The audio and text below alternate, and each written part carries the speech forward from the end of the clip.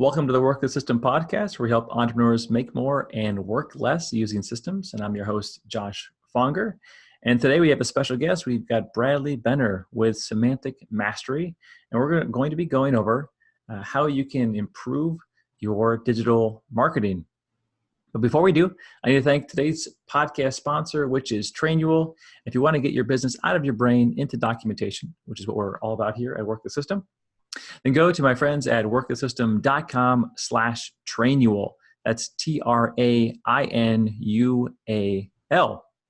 And they've got amazing software to help you organize your processes, procedures, documentation.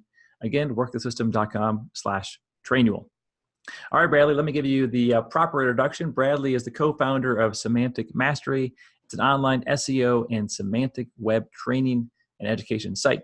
Bradley has taken the role of the instructor and coach amongst his other business partners.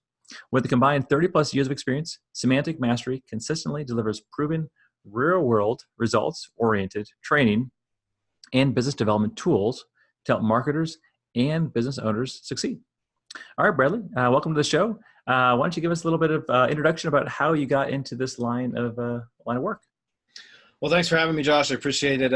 As I told you prior to us starting this, I'm actually really excited about being here because, and I'll get to this part in a minute, but the Work the System book was one of the most transformative things in my business. And I'll get to that in a minute because I think it's a really interesting story.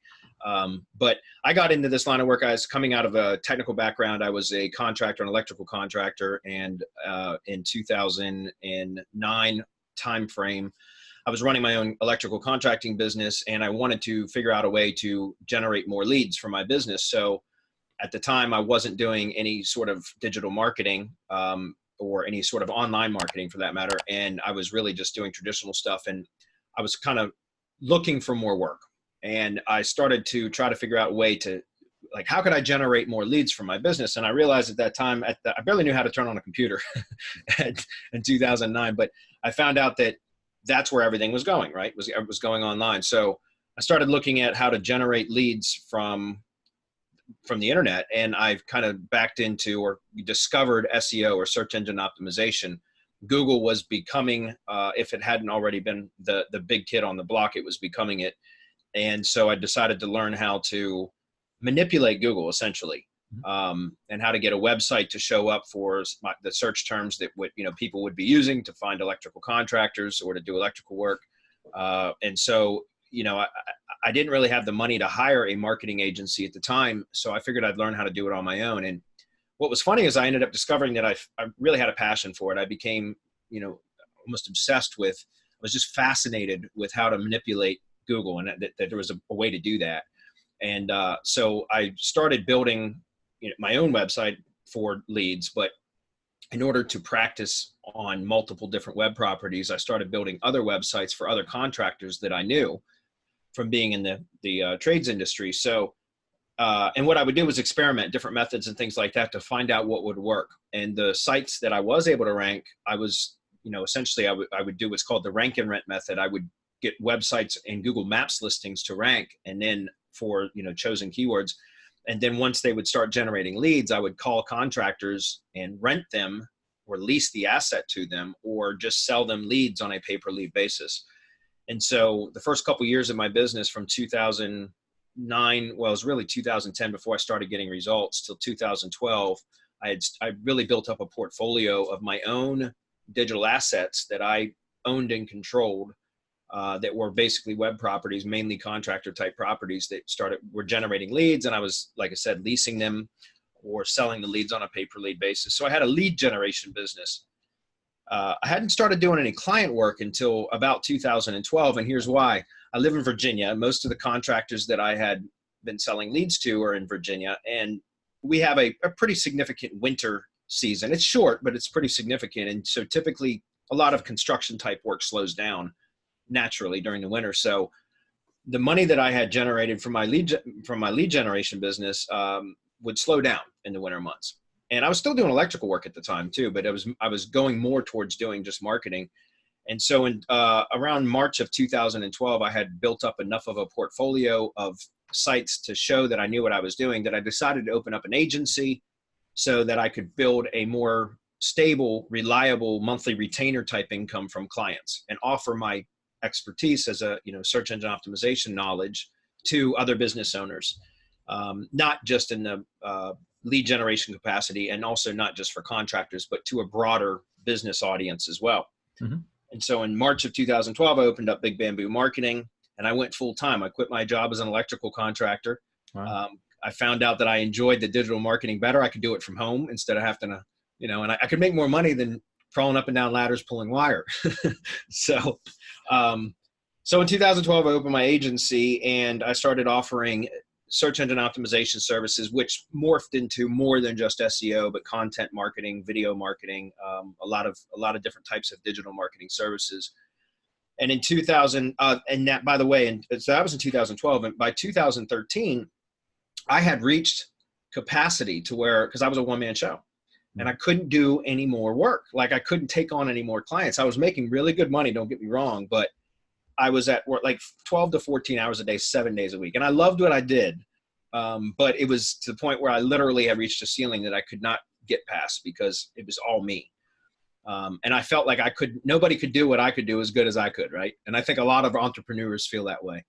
But what was interesting was I had joined a mastermind group with a kind of a high level mastermind with other digital marketers. And we would meet. It was a once a month webinar with the members of the mastermind and somebody that kind of led the group. And I wanted to meet on a more consistent basis. So I started a Hangout, a Google Hangout, video conference essentially on a weekly basis as an accountability group, and invited people to come join me, where we would just meet and discuss what was working in our own digital marketing agencies, what was working, what wasn't, things that got results, things that failed.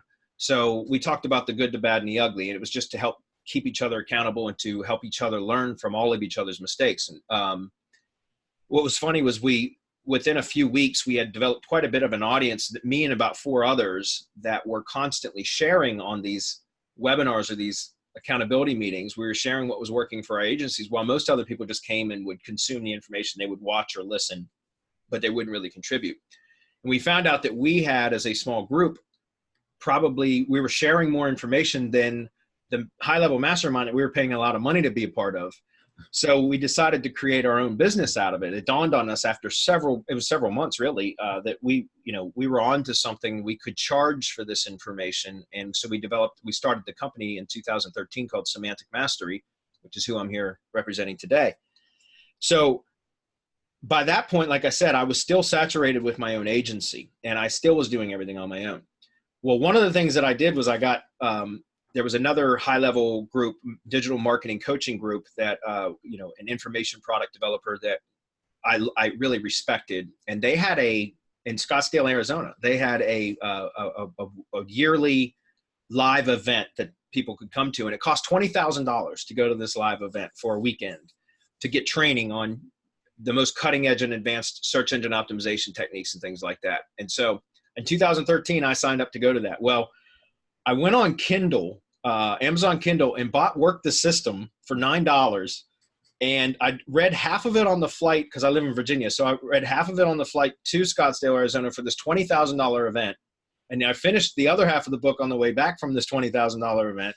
And I applied the Work the System to my business immediately, the principles of starting to develop standard operating procedures or working procedures, and within 3 months, I hired my first 2 virtual assistants, because I processitized or systematized a lot of my operations. And I, at that point, was really able to start relieving some of the burden of being, doing everything myself. I started delegating, and my business really started to scale at that point. And so that $9 Kindle book, Work the System, was more transformative to my business. And I always think this is so funny, than the $20,000 event that I went to. So that's why when I found out that I was coming on the show, I was so excited, because it was such a big deal to me to learn how to delegate work, and to realize that, even if I didn't think anybody could do what I could do as well as I could, that's not true. I just have to document how I do it. That's pretty much it. Wow. And so once I came back, and it was funny, but I had spent, because like I said, I was working at least 12 hours a day, about 7 days a week, to be able to fulfill the work for my clients. I didn't really know how I was going to develop the working procedures, because I didn't really have the time to do it. I still had to fulfill work. So I ended up, and this is no kidding, I said, I'm going to give up 2 hours of sleep per night until I can develop the processes so that I can relieve one of the, a couple of the tasks that I was doing regularly. And it took me 3 months to really develop my first full set of processes.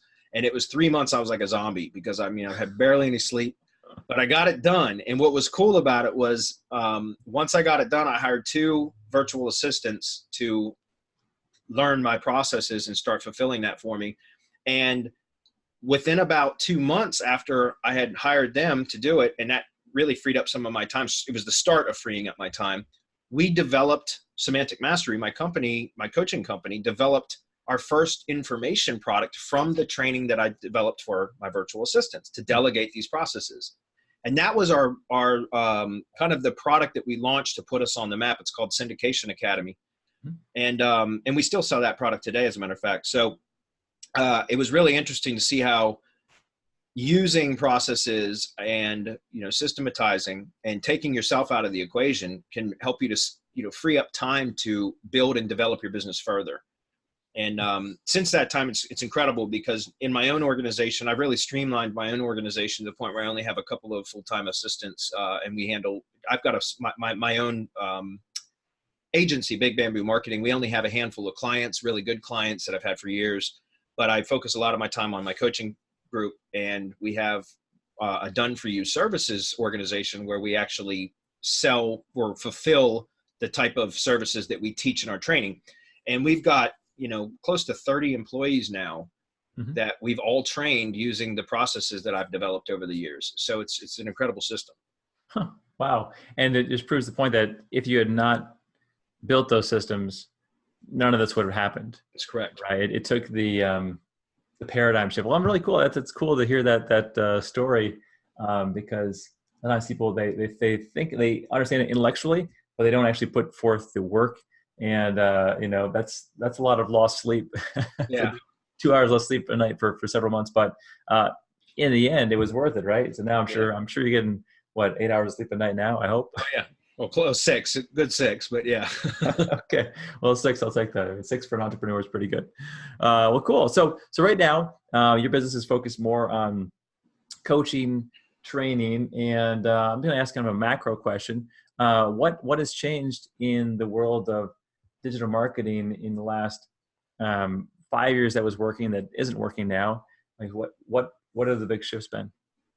Well, that's a great question, especially in the search engine optimization world, which is what I've been focused on primarily. Although, like I said, SEO has morphed into so much more than just manipulating Google via, keywords and backlinks, which is what a lot of people will assume is search engine optimization. And that's the biggest shift is that, 5 years ago, it was really about keyword optimization and trying to really focus in on particular search keywords or search queries and there's ways that you could manipulate pages to get them to rank for specific keywords and search queries. And that, it used to be where if you ranked number 1 for a keyword, that was gold, like that your troubles were over, that kind of stuff. Mm-hmm.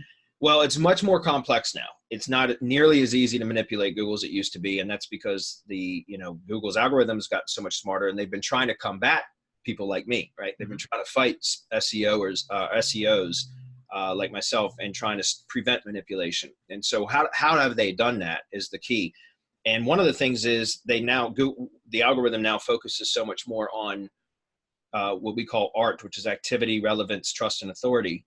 And that means like this, one of the primary ranking signals now for getting a website to rank or a page to rank for that matter is the type of traffic that it receives, like from real valid users. So instead of like going out and just creating content that is stuffed with keywords, that doesn't work anymore. In fact, that can actually get you in trouble.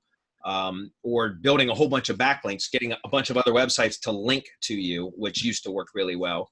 Now Google actually looks for, activity to the page, like real live visitors. It tracks to know if people are visiting the page. And if they're not, then it will demote that page in the search results because it's not giving the Google searcher what it wants. If people aren't visiting and engaging with the content on the page, then it knows that it's not really satisfying that desire or that search query, if that makes sense. Mm-hmm. So that's one of the biggest shifts, primarily the biggest shift. And it's been interesting to try to have to adapt our business model from what we used to do, which was a way to just kind of figure out loopholes to exploit, to now really creating good content and stuff that people engage with. Does that make sense? Yeah, definitely. Well, what's the acronym again? He said it's ART. What are the letters stand for? Activity, relevance, trust, and authority. Trust, authority. Okay, well, let's go through an example. Let's say that I own a law firm and I want to get found online. What would you recommend doing to get the activity, relevance, trust, and authority for a law firm?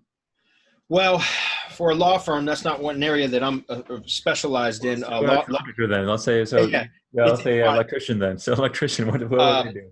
One of the things that you should be doing is, and we talked about this just briefly before we got started, was reputation marketing is really important. So for example, and that's one of the primary things that you can do to start kind of ignite this art of art, as we call it, right? So what I mean by that is, like I mentioned before, just being at the top of Google used to be like the holy grail. But now it's no longer the case. And so in most of your audience, that if they're local business owners, whereas they serve a local community as their customer base, they probably are aware that when people do a search on Google, whether it's on their desktop or laptop or on their phone, if it's got local intent, Google's going to show maps at the very, very top, right? Like maybe underneath some ads, but there will be the maps pack, we call the 3-pack. And being in that number one position used to be the holy grail. However, now if you're just in the number one position, but you don't have any reviews, or you've got poor reviews, like so a low star rating or no star rating, then even if you're in number one position, oftentimes Google users or internet users, online searchers, have become a lot savvier in the last many years, and they'll skip over that to go to the one that may be below, that has multiple reviews and 4+ star views, if that makes sense. And so it's really important, number one, to build up a reputation. It used to be where you do the SEO and then you worry about reputation. In my opinion, now it's more about that they're all kind of really interconnected, to where you should be worrying and proactively trying to build your reputation, number one, so that you can lead with that in your marketing. You can stand out among the search results as somebody that has a good reputation, so people will naturally gravitate towards your listing. That's number one. Number two is to have a website and content that's engaging. Now, as you said, let's just use the lawyer example. I don't know how many people want to go read a bunch of lawyerly type of blog posts, but there's things that people can do, that a lawyer can do, that can add content to the website that people will engage with, like maybe helpful questions and answers, like what to expect if it's a traffic court case or something like that, what to expect in this type of, for a speeding ticket, what things like that, things that people would be curious about, so that when somebody actually lands on that page, and it can be in video format, audio format, text format, or all three, right? And that's one of the things, like what, you can multi-purpose a podcast like what we're doing now. You've got the video feed running right now. It can be audio ripped and turned into just the podcast. It can be transcribed and turned into a blog post, or added into multiple blog posts, right? So there's a way to create content is very easy to do now.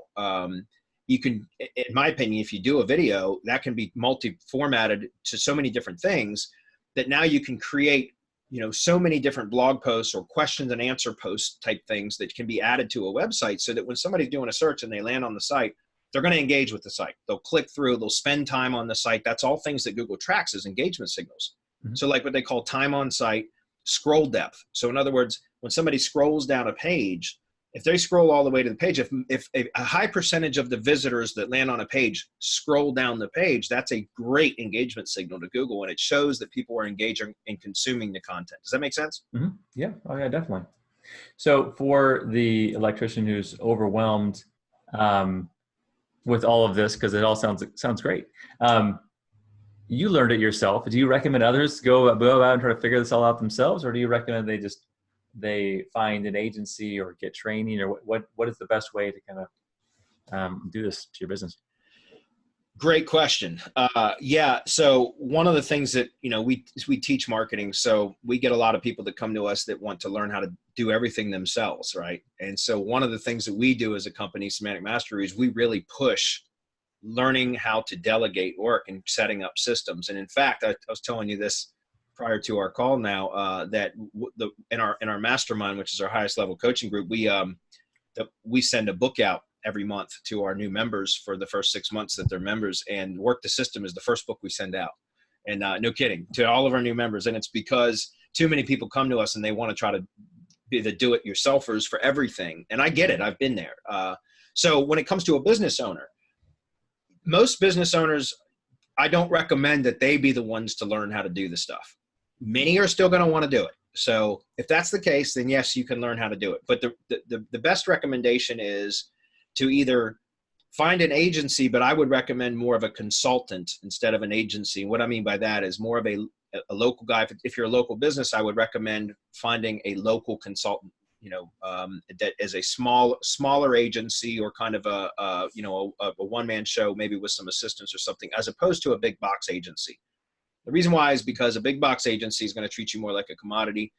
You're just another stream of revenue. And I found, and there may be some good ones out there. I know I'm painting with a broad brush, but what I found is most big agencies, they have like boxed services and I know from being a consultant and running, managing multiple clients over the course of my career, that I think marketing packages should be customized to every specific business. In other words, there should be a custom marketing package developed for what that business owner needs. Mm-hmm. So I know that smaller agencies or consultants will typically create marketing proposals and plans around what the business actually needs, as opposed to just saying, hey, you fit into this package or you fit into that package, which I found not to be nearly as effective.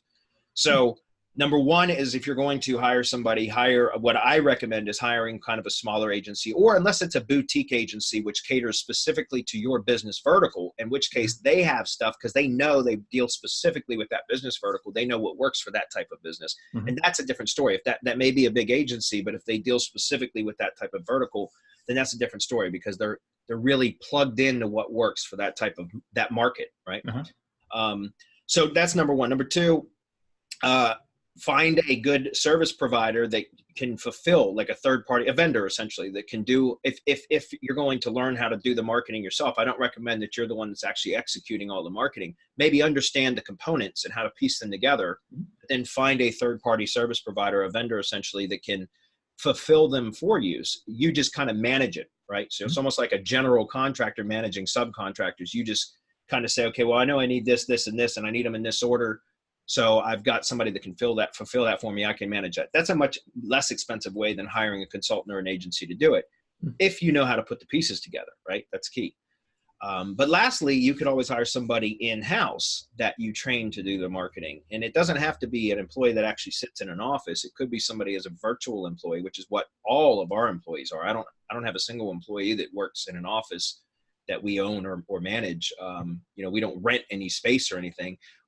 All of our employees are essentially virtual employees. They work online, and that's another great way to do it, because it's much less expensive. Plus, you provide that employee the opportunity to work from home, and as long as they're able to produce results, then that they should be worth their weight in gold. Okay, before we get to the next questions, Bradley, because I got a few more hot ones on my list. I need to thank our sponsor for today's podcast, which is Trainual. I personally recommend them to everyone who is using Google Drive right now, or using Dropbox. They really want to move to the next level in terms of managing their documentation. It's really the simplest documentation software I've found. So I recommend that my clients go there. The best link to go to is workthesystem.com/Trainual, and that's spelled Trainual. And plus, I've got a special connection with them because they're local to where I live. I know the team, great team. They've got great software, and they are growing fast due to the quality of their work. Again, workthesystem.com/Trainual. That's Trainual. All right. So Bradley, I got to kind of change gears a little bit, kind of getting off the digital marketing topic. I wanted to ask you about partnerships, because a lot of the companies that I work with, they get stuck here with this idea they want to grow, and they're can't grow beyond the hours they work. And you found a way to actually have 3 other partners. You have 4 people working together, all partners. How did that happen? How did you form it? And maybe you can't go into the details, but how does it function healthy? Well, great question. And, I've got 4 other partners. So it's all of us, it makes a total of 5. And oh, wow. as I mentioned before, when I had joined that high level mastermind, and I kind of founded or started hosting a weekly accountability meeting, it was my 4 partners that now they're partners, but at the time we were just meeting on a weekly basis, and we were the ones that were always communicating and sharing about things that were working. So my partners, each one of us owns and operates our own marketing business outside of Semantic Mastery. Mm-hmm. So we came together because we all have expertise in different fields, and that's what I think is the key, is to find other people where you're weak, find people that are strong in that area. And if you can create a partnership that way, that is a match made in heaven. Now, partnerships can be very challenging. I've had a number of them over my entrepreneurial career that have failed, have dissolved, and sometimes, in not so pretty fashion. And I think a lot of entrepreneurs have experienced the same type of thing. This has been very successful for us. What's interesting is our partner, the 5 of us in total, only 2 of us are in the US. My other 3 partners are international. One's from Austria, one's in Costa Rica, and one's in Argentina. And so it's really fun because the internet has made the world a smaller place, and we just meet virtually. Once a year we get together in person, but we've been meeting virtually since 2013, or really since 2012. But I found that it's better, and it has enabled us to grow because we each have strengths in different areas of the digital marketing world that we can apply as a whole, and collectively we have a lot of knowledge that we can share with our students. And I think that's really the key, is to find, like, for example, we teach in our mastermind, and so some of our students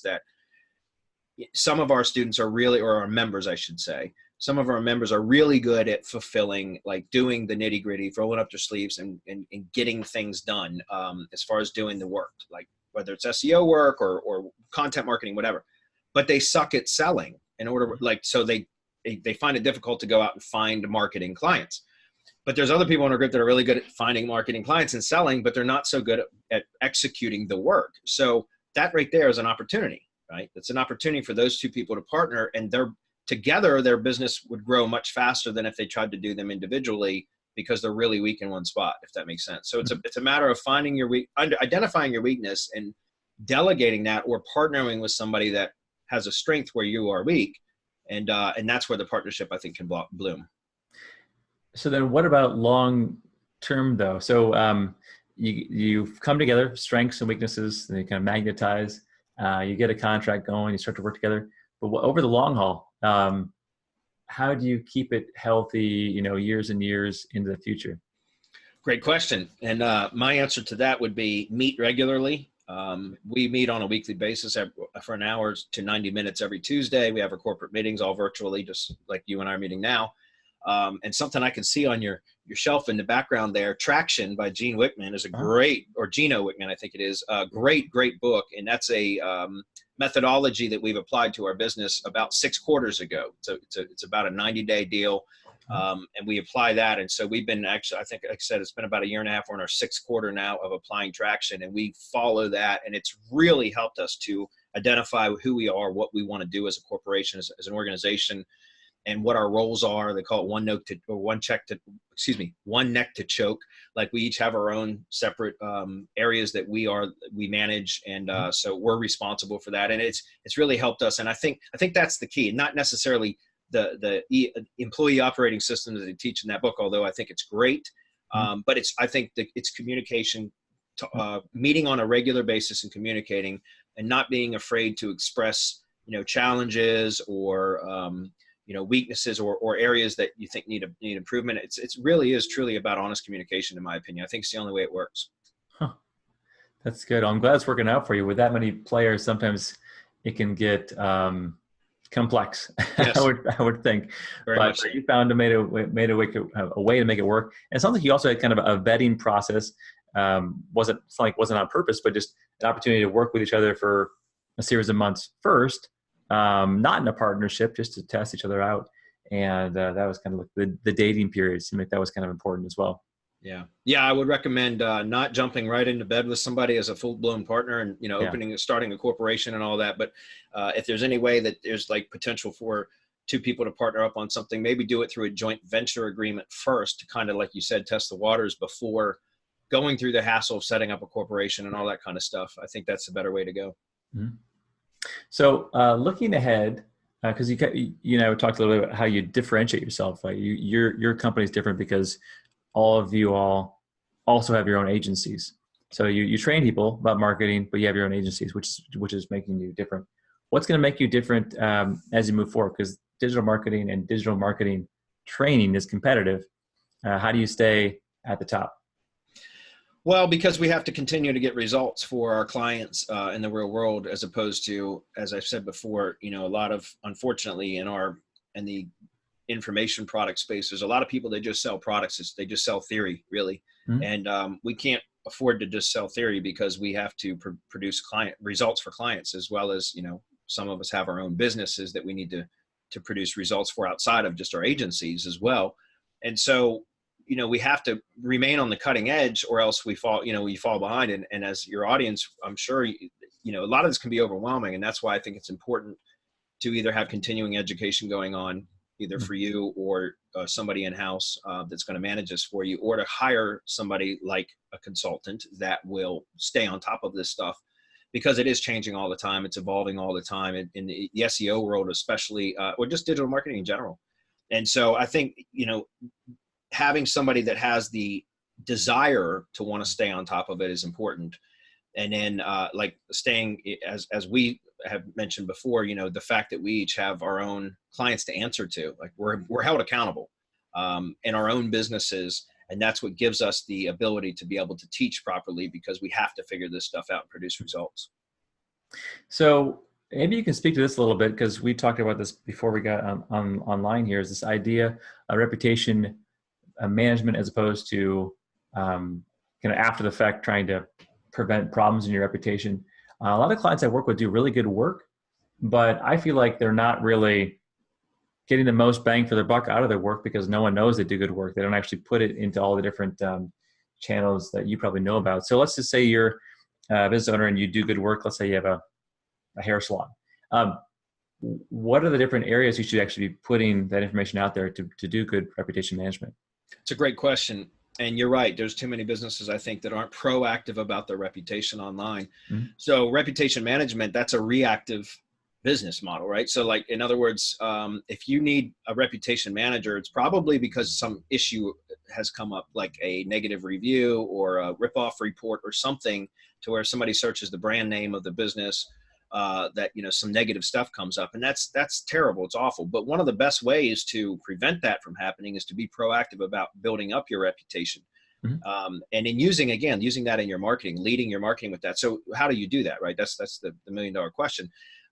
There are a number of services out there, like subscription-based services, that can help to kind of automate and streamline the process of soliciting reviews from customers. Mm-hmm.